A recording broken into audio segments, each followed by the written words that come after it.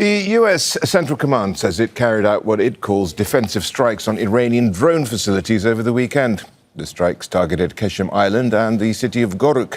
CENTCOM says they were in response to the downing of a U.S. drone by Iranian forces in international waters. Meanwhile, Iran's Revolutionary Guard says it's targeted a U.S. base that was used to launch an attack on Sirik. That is a city near the Strait of Hormuz. The IRGC did not specify the location of the U.S. facility. The claim comes as sirens were heard across Kuwait.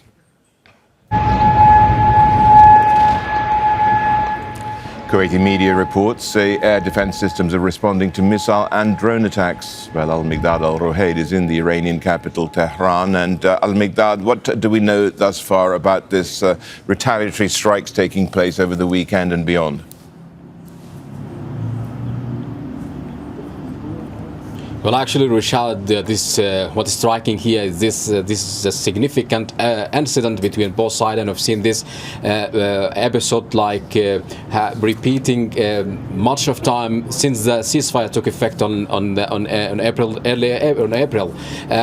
IRGC says that it's a different total story about what the U.S. command says that the communication tower in Sirik, which is in Hormuzgan province in southern of Iran, was targeted by U.S. attack, and in response to that, the IRGC says it's targeting the airspace, the airbase from which the attack was launched, and also she said that the designated target was totally destroyed, and warned about that if there's another future attack or repeated attack would trigger what they called a completely different response.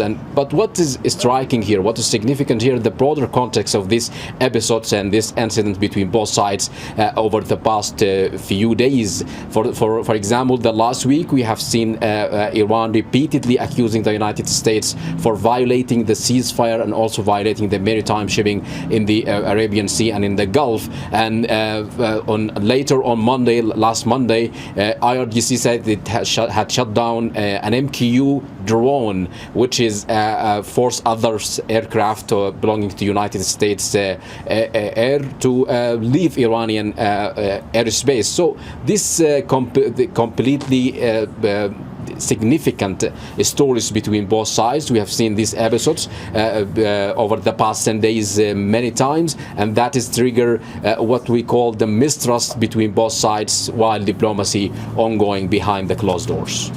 Al-Miqdad, thank you so much. Al-Miqdad al-Ruhayd joining us from Tehran.